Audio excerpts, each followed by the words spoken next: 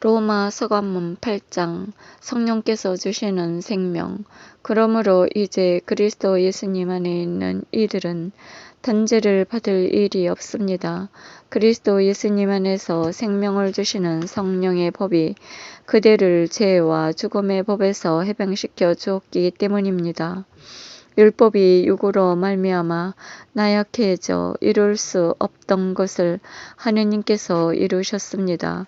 곧 당신의 친아드님을 죄 많은 유혹의 모습을 지닌 속죄 제물로 보내시어 그 육 안에서 죄를 처단하셨습니다. 이는 육이 아니라 성령에 따라 살아가는 우리 안에서 율법이 요구하는 바가 채워지게 하려는 것이었습니다. 무릇 육을 따르는 자들은 육에 속한 것을 생각하고 성령을 따르는 성령에 속한 것을 생각합니다. 육의 관심사는 죽음이고 성령의 관심사는 생명과 평화입니다. 육의 관심사는 하느님을 적대하는 것이기 때문입니다. 사실 그것은 하느님의 법에 복종하지 않을 뿐만 아니라 복종할 수도 없습니다. 육 안에 있는 자들은 하느님 마음에 둘 수 없습니다.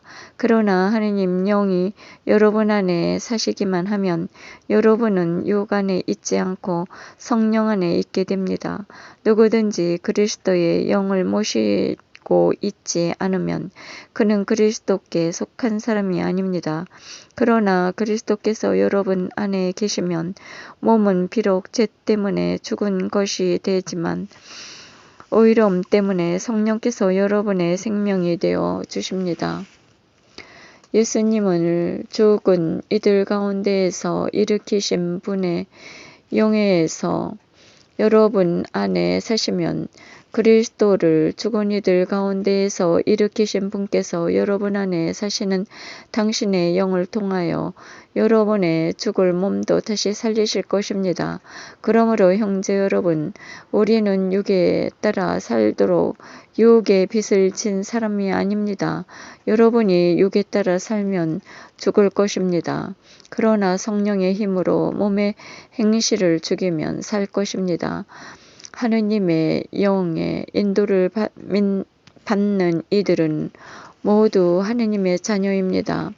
여러분은 사람을 다시 두려움에 빠뜨리는 종살이와 영을 받은 것이 아니라 여러분을 자녀로 삼도록 해주시는 영을 받았습니다.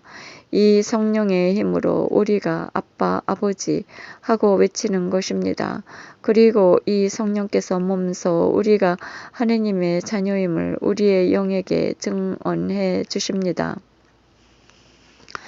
자녀이면 상속자이기도 합니다. 우리는 하느님의 상속자입니다. 그리스도와 더불어 공동 상속자인 것입니다. 다만 그리스도와 함께 영광을 누리려면 그분과 함께 고난을 받아야 합니다. 고난과 희망과 영광, 장차 우리에게 계시될 영광에 견주면 지금 이 시대에 우리가 겪는 고난은 아무것도 아니라고 생각합니다. 사실 피조물은 하느님의 자녀들이 나타내기를 간절히 기다리고 있습니다. 피조물이 허무의 지배 아래 든 것은 자의가 아니라 그렇게 하신 분의 뜻이었습니다. 그러나 그것은 희망을 간직하고 있습니다. 피조물도 멸망의 종살이에서 해방되어 하느님의 자녀들이 누리는 영광의 자유를 얻을 것입니다. 우리는 모든 피조물이 지금까지 다 함께 탄식하며 진통을 겪고 있음을 알고 있습니다.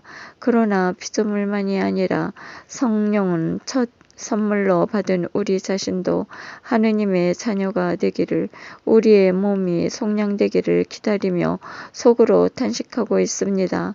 사실 우리는 희망으로 구원을 받았습니다. 보이는 것은 희망하는 것은 희망이 아닙니다. 보이는 것을 누가 희망합니까? 우리는 보이지 않는 것을 희망하기에 인내심을 가지고 기다립니다. 이와 같이 성령께서도 나약한 우리를 도와주십니다. 우리는 올바른 방식으로 기도할 줄 모르지만 성령께서 몸소 말로 다할 수 없이 탄식하시며 우리를 대신하여 간구해 주십니다. 마음속까지 살펴보시는 분께서 이러한 성령의 생각이 무엇인지 아십니다. 성령께서 하느님의 뜻에 따라 성도들을 위하여 간구하시기 때문입니다. 하느님을 사랑하는 이들, 그분의 계획에 따라 부르심을 받는 이들에게는 모든 것이 함께 작용하여 선을 이룬다는 것을 우리는 압니다. 하느님께서 미리 뽑으신 이들을 당신의 아드님과 같은 모상이 되도록 미리 정하셨습니다. 그리하여 그 아드님께서 많은 형제 가운데 맞이가 되게 하셨습니다. 그렇게 미리 정하신 이들은 또한 부르셨고 부르신 이들을 또한 의롭게 하셨으며 의롭게 하신 이들을 또한 영광스럽게 해 주셨습니다. 하느님의 사랑과 믿는 이들의 확신, 그렇다면 우리가 이와 관련하여 무엇이라고 말해야 합니까? 하느님께서 우리 편이신데 누가 우리를 대적하겠습니까? 당신의 친아드님마저 아끼지 않으시고 우리 모두를 위하여 내어주신 분께서 어찌 그 아드님과 함께 모든 것을 우리에게 베풀어 주지 않으시겠습니까? 하느님께 선택된 이들은 누가 고발할 수 있겠습니까? 그들을 의롭게 해주시는 분은 하느님이십니다. 누가 그들을 단죄할 수 있겠습니까? 돌아가셨다가 참으로 되살아나신 분, 또 하느님의 오른쪽에 앉아 계시는 분, 그리고 우리를 위하여 간구해 주시는 분이 바로 예수 그리스도 예수님이십니다. 무엇이 우리를 그리스도의 사랑에서 갈라놓을 수 있겠습니까? 환난입니까? 역경입니까? 박해입니까? 굶주림입니까? 헐벗음입니까? 위험입니까? 칼입니까? 이는 성경에 기록된 그대로입니다. 저희는 온종일 당신 때문에 살해되며 도살될 양처럼 여겨집니다. 그러나 우리는 우리를 사랑해 주신 분의 도움에 힘입어 이 모든 것을 이겨내고도 남습니다. 나는 확신합니다. 죽음도 삶도 천사도 권세도 현재의 것도 미래의 것도 권능도 저 높은 곳도 저 깊은 곳도 그 밖에 어떠한 피조물도 우리 주 그리스도 예수님께서 드러난 하느님의 사랑에서 우리를 떼어놓을 수 없습니다. 저희가 가야 할 길을 가르쳐 주신 주님, 영원히 찬미 받으소서.